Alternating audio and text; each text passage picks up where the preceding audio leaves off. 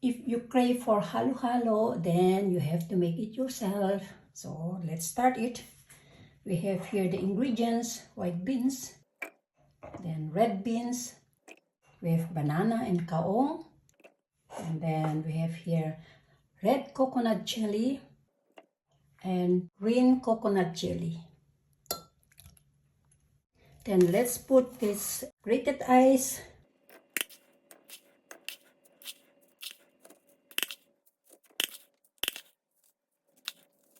evaporated milk on top,